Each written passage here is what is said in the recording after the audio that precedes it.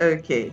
On a more serious note, Toby, Ngozi spoke to this a bit in her keynote, and there's been the global commentary that Unilever has kind of like rolled back on its sustainability and ESG commitments.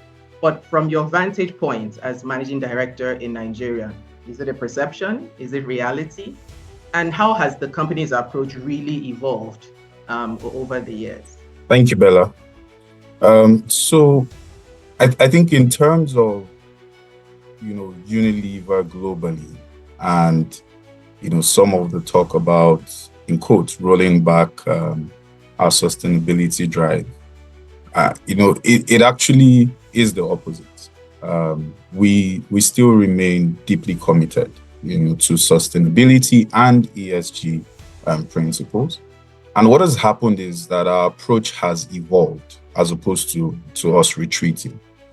And what I mean by that is we're probably in about the third phase of our sustainability journey. Phase one is what I would like to call setting the agenda. And this was probably in the early days when I joined Unilever, when we had the Unilever Sustainability Living Plan. This was a couple of years ago, almost 20 years ago. Was setting the bold agenda, unheard of at the time. And then phase two was incorporating that into the way we operate, which was basically what we had called our compass agenda.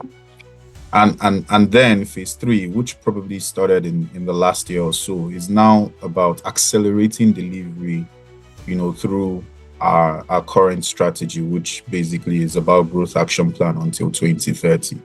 And it's about being focused, being urgent, and being systemic as well. So whilst we have the global umbrella, our sustainability goals and pillars are basically hinged on climate, nature, plastics, and livelihoods.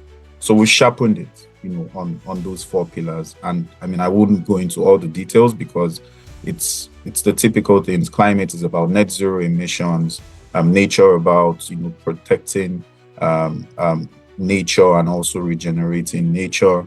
Plastics is all about the work to end plastic waste, and livelihood is pretty much about enhancing, livelihoods for people across our value chain. What has then happened is we focused on these priorities because, there are priorities that are important to the business.